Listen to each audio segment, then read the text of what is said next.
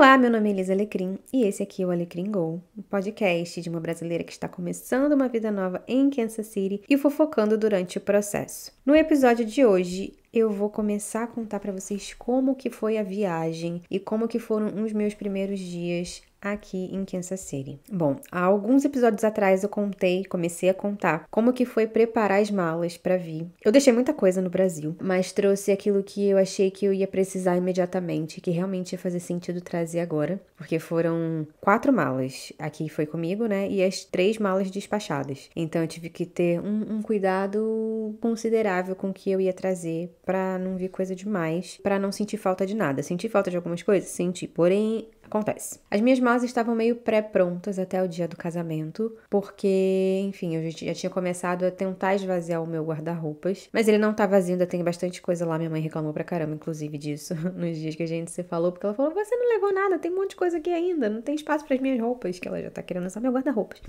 Mas eu deixei um bocado de coisas, sim, porque, cara, tava tentando otimizar espaço, trazer o que fosse realmente necessário, e se eu precisasse de alguma coisa, eu podia comprar por aqui. Eu tinha uma preocupação considerável de perder as malas, das malas serem extraviadas durante a viagem, mas deu tudo certo. Então todas as minhas malas estão aqui, os meus livros estão aqui. Eu deixei algumas peças de roupa na bagagem de mão, algumas coisas assim mais importantes também, né, comigo, porque eu tava com medo de ter mala extraviada, mas não aconteceu nada disso, graças a Deus. Então assim, começa depois do casamento. A gente teve o casamento e aí nos dias seguintes a gente teve um problema com a casa que a gente tava, então a gente precisou mudar de casa. A sorte é que era tudo no mesmo condomínio e de pessoas conhecidas, então a gente passou de uma casa com a qual a gente estava tendo problema com a água da casa e com insetos também, e aí a gente foi para uma outra casa, que a gente ficou até o dia da viagem. Os dias depois do casamento, eles foram meio nostálgicos, melancólicos pra mim, porque eu tava meio que me despedindo de tudo. Meio não, né? Era exatamente isso que eu tava fazendo. Eu fiquei um pouco tristinha, um pouco apagada, o meu carisma foi morrendo aos poucos. Fazia parte, desde que eu entrei nesse relacionamento, eu tinha noção, tenho ainda, de que muita coisa muda e vai mudar na minha vida, e eu tô disposta a passar por essas mudanças, porque eu acho que elas são necessárias pra mim,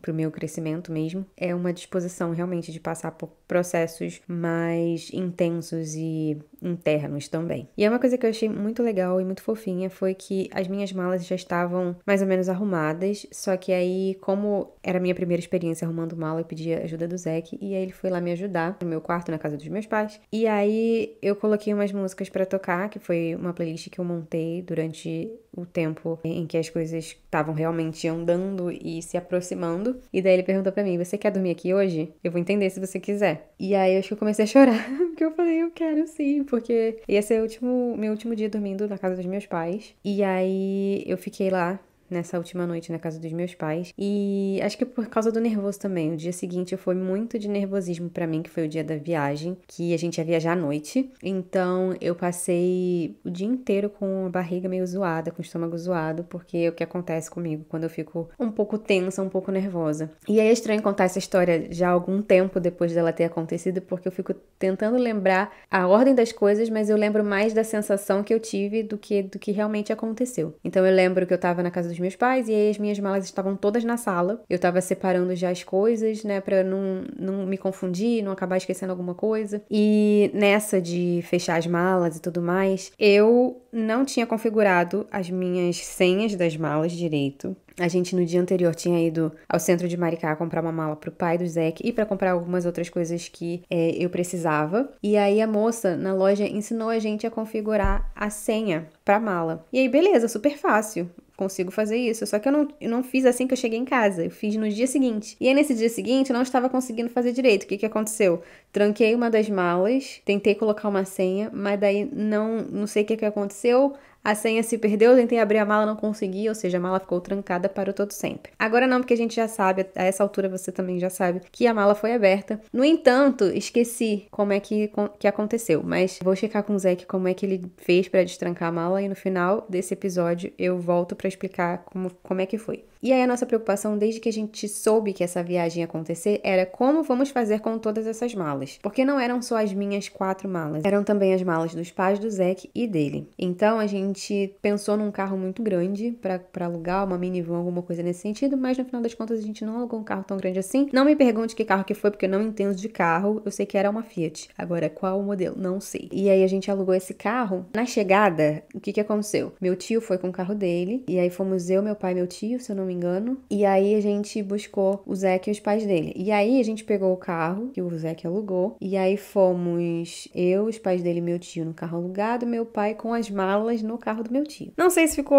claro, mas foi isso que aconteceu. Qualquer coisa você volta e ouve de novo pra entender a ordem do rolê inteiro. E aí no último dia, a gente deu um jeito com as malas todas nos carros, e aí fomos eu, os pais do Zac e o Zac e o meu tio no carro alugado, e o meu pai e a minha mãe no carro do meu tio. E as malas todas nesses carros. Deu tudo certo. Conseguimos transportar todas as malas e todas as pessoas. No aeroporto, meu irmão, minha cunhada e meu sobrinho foram se despedir da gente também. Só que aconteceu um rolê todo na hora que a gente foi despachar as malas, que o tempo ficou super curtinho. E aí o pai do Zac tava com problema no joelho, então a gente pediu auxílio, né, do aeroporto, das pessoas que trabalham ali, com uma cadeira de rodas, pra gente poder se locomover e ele ficar sem precisar andar e passar tanto tempo na fila. Então, quando uma pessoa tá na cadeira de roda, quem tá junto acaba indo mais rápido também. E aí a gente se despediu ali. Foi muito rápido, foi muito corrido. Mas deu um chororô, a mãe do Zac chorando, meu pai chorando e etc. Eu acho que eu nem chorei direito porque eu tava tão aflita, porque tava tudo correndo tão rápido ali, que eu acho que nem deu tempo de eu sentir direito a despedida. Mas é que eu acho que eu senti tudo tão intensamente nas semanas e nos meses antes da viagem, que eu acho que quando chegou ali eu já tava meio que preparada. E aí o cara que tava empurrando a cadeira de rodas falou assim: olha, precisa deslizar aí porque a gente tem tipo uns 30 minutos pra andar ainda. E aí a gente foi e entrou lá no portão, e aí a gente andou pra caraca. Eu achei que eu fosse morrer com a mochila nas costas porque ela tava muito pesada. Aí eu me toquei que ela tem uma tira atrás que era só encaixar na alça da mala, que aí você pode empurrar só a mala, não precisa carregar a mochila nas costas. E aí eu finalmente pensei, não vou morrer, porque a gente tava andando muito rápido e a mochila tava muito pesada e eu comecei a ficar com falta de ar. Mas aí resolvi esse problema colocando a mochila na mala, e aí a gente andou pra caramba, mas quando a gente chegou lá no portão, a gente precisou esperar um pouco, a tripulação ainda tava se preparando, etc. Mas aí na hora que liberou, a gente já foi. Aí beleza, a gente, né, se acomodou no avião, tudo mais. Essa parte pra mim, ela é quase um borrão, assim, porque era tudo tão intenso pra mim, né, tipo a minha primeira viagem internacional, e eu já tinha viajado de avião antes, mas fazia muitos anos, eu devia ter, sei lá, uns 11, 12 anos, e foi do Rio pra São Paulo, então foi uma coisa bem rápida. Então essa viagem foi tipo assim, muitas coisas acontecendo ao mesmo tempo, mas pra uma viagem tão longa, se eu não me engano eram 10 horas de voo, não foi tão terrível quanto eu achei que poderia ser. Tinha filme pra assistir, eu assisti Deadpool e Wolverine, e assisti filme da Barbie que eu não tinha assistido até então, mas naquele dia assisti. Mas eu custei muito pra terminar, porque eu tava com sono, e aí eu tentava dormir, mas era desconfortável dormir, aí eu acordava, voltava um pouquinho o filme e assistia de novo. Eu fiquei fazendo isso, tipo, por algumas horas, tentando assistir o filme até o final, mas eu dormia, aí acordava, voltava, assistia, e aí dormia de novo, eu acordava, voltava.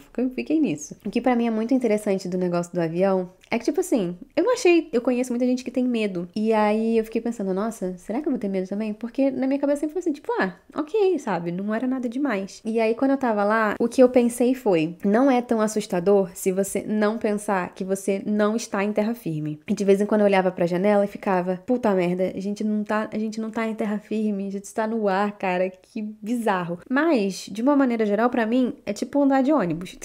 Mas assim, turbulência suave, tipo passar no quebra-mola, não me dá medo, tipo, achei normal. A gente não pegou turbulências muito intensas, foram umas turbulências ok, mas ainda assim achei suave, não achei, tipo, um problemão, não. O problema maior pra mim foi realmente esse, de, tipo, de vez em quando olhar pra janela e pensar, cara, a gente tá no ar. Mas fora isso, foi tudo certo. Quando eu me dei conta, faltava, sei lá, 60 minutos, 80 minutos, não lembro, pra aterrissar. E aí eu pensei, nossa, mas já? E aí quando a gente chegou, o Zac tinha comprado a passagem pro outro voo, né, que a gente foi do Galeão pra Houston, de Houston aqui pra Kansas City. Ele comprou uma passagem com bastante tempo de intervalo entre os dois voos, então a gente ficou umas 6 horas. E aí ele considerou isso também por causa da imigração, né, porque tem uma fila e tal pra você enfrentar e tal. Então ele queria que a gente tivesse tempo e calma pra poder passar pelo processo sem ficar super preocupado com o próximo voo. Então a gente chegou. Aeroporto pra mim tudo tem meio que a mesma cara. Eu falo isso como se eu tivesse super experiência com o aeroporto, né? Não tem, mas eu achei que,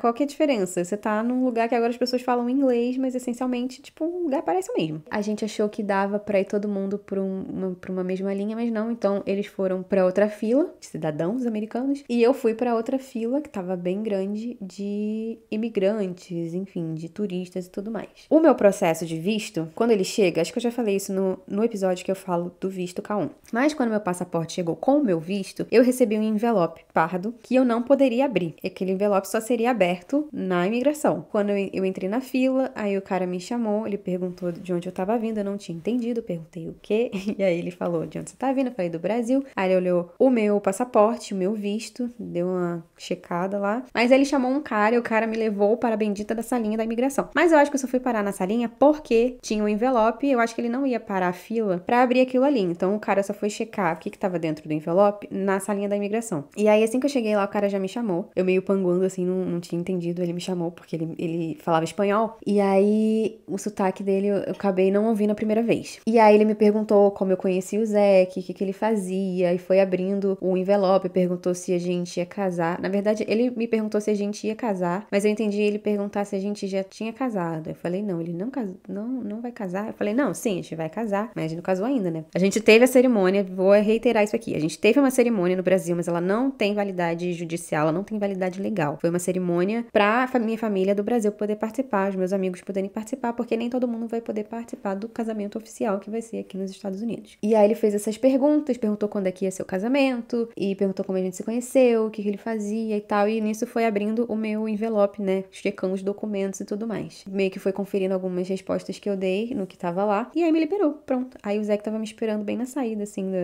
de onde era a salinha, e aí eu dei uma risada. Eu fiquei nervosa quando eu comecei a seguir o cara pra salinha, tinha uma outra pessoa junto também. É uma tensão que existe por si só, é tipo quando você vai tirar o seu visto e o ar é pesado, porque tá todo mundo tenso ali. Então eu fiquei tensa não porque tinha alguma coisa pra ficar tensa, mas porque a situação em si, ela é escrota, e aí você fica tenso por osmose. E aí eu tava assim, tão nervosa pra responder, que o cara tava me perguntando em espanhol, eu tava respondendo em português. Não vou dizer que eu super sei espanhol, mas eu tenho uma noção. Só que eu fiquei tão nervosa que eu falei assim, eu não vou tentar falar espanhol agora, eu vou falar português e eu espero que ele me entenda. Mas aí a gente se entendeu, ele me liberou e estava tudo certo. E aí, beleza, a gente foi conhecer, a gente não, né? Eu fui conhecer o aeroporto de Houston. Na teoria, é meio que tudo a mesma coisa, mas na prática as coisas são diferentes. Então meu primeiro estranhamento foi no banheiro, porque ele não é o vaso.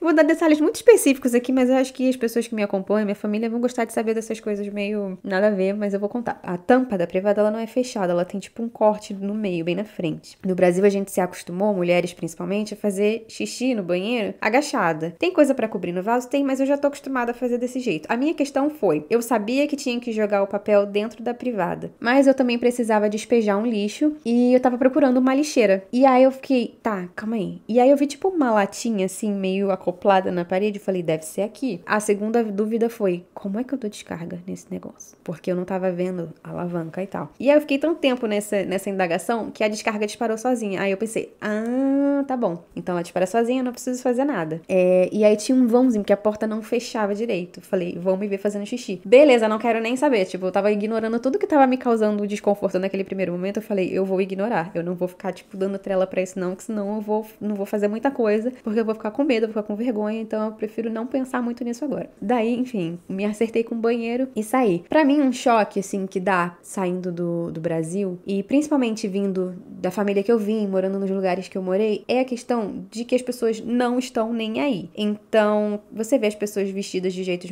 diferentes, com cabelos diferentes, e tipo, ninguém liga muito, sabe? Essa é uma coisa que eu sempre achei muito legal, mas que eu nunca consegui presenciar muito, porque, enfim, sei lá, dos lugares que eu vim, as pessoas julgam muito a forma como as outras estão vestidas, como elas estão usando cabelo, a forma como elas falam e tudo mais, e eu acho muito legal que as pessoas não liguem e elas se coloquem da forma como elas querem se colocar. E aí depois a gente ficou, né, esperando o segundo voo que a gente ia ter ser só, acho que 1 hora, meio-dia, não me lembro exatamente, mas a gente chegou no aeroporto umas 6h30, 7 horas da manhã. Então a gente ia ter bastante tempo pra esperar. E aí o que a gente fez? A gente foi tomar café, porque tem vários restaurantes dentro do aeroporto, a gente foi tomar café num daqueles restaurantes. Foi quando eu tomei a minha primeira cerveja americana às 8 horas da manhã.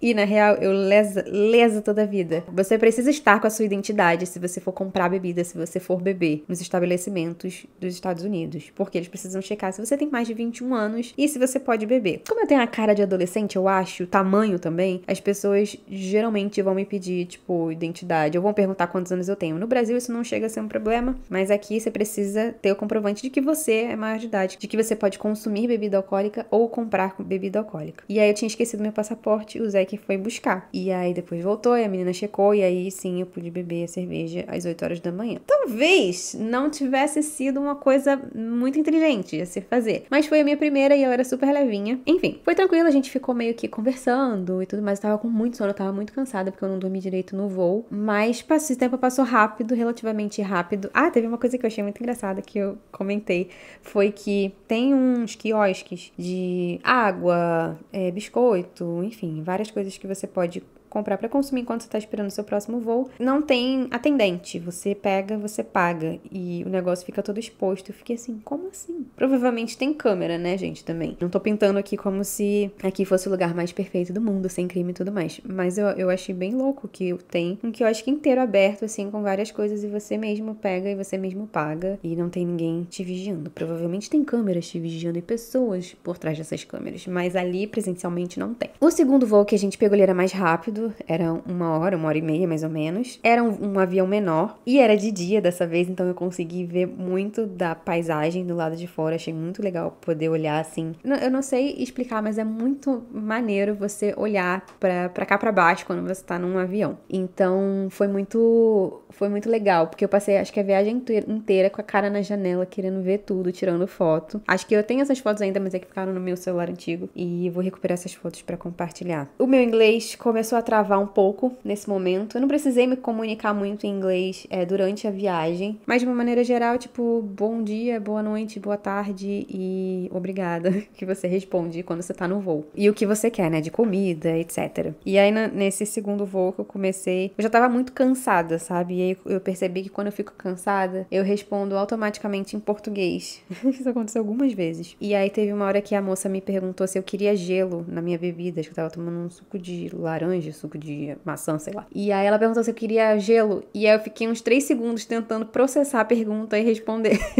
Meu cérebro tá travando muito. E eu percebi que eu realmente estava cansada e precisava dormir. Mas vocês acham que isso aconteceu? Não aconteceu. Assim que a gente chegou, o irmão e a cunhada do Zé que chegaram também. Então, assim, foi um negócio muito intenso. Mas isso vai ficar pro próximo episódio. Mas pra concluir esse episódio, eu quero dizer algumas coisas. A primeira é que, às vezes, as coisas parecem demorar muito tempo pra acontecer. Mas daí também, quando elas acontecem, parece que vem tudo de uma vez e é tudo muito rápido. E a minha conclusão possível disso, de toda essa história, porque eu tô nesse relacionamento há 6 anos e agora que a gente finalmente conseguiu estabelecer uma vida de fato juntos, no presencial. E a minha conclusão possível é que tudo acontece exatamente quando tem que acontecer e como tem que acontecer. A gente precisa basicamente confiar e curtir a porra do processo. É difícil pra cacete fazer isso, eu sei, eu passei 6 anos tentando aproveitar o processo, mas o buraco é mais embaixo e na prática as coisas não são tão fáceis quanto a gente imagina ou quanto dizem pra gente. A conclusão foi, tudo acontece exatamente quando tem que acontecer. A segunda coisa pra concluir é que viajar de avião é muito tranquilo, eu falei isso já, mas viajar de avião é muito tranquilo quando você se distrai do fato de que você está muito, muito longe do chão.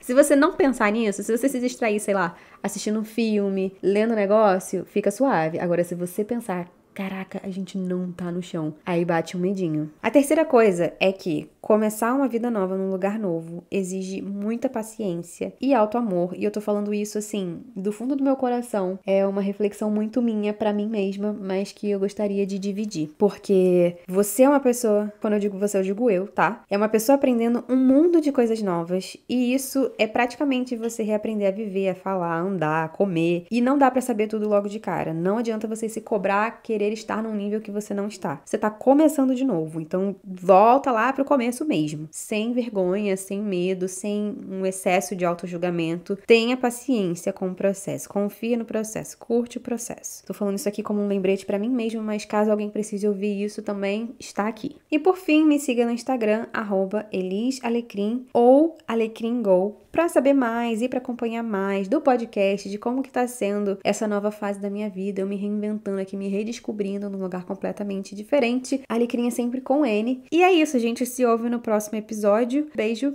e tchau. Ok, peguei informação de como foi que o Zac abriu a minha mala. O que ele me contou, na verdade ele me mandou o vídeo no TikTok que ele viu da moça explicando. Então assim, tem lá as barrinhas, né, pra você colocar a sua senha. E aí do lado tem uma sobrinha do material prateado, né?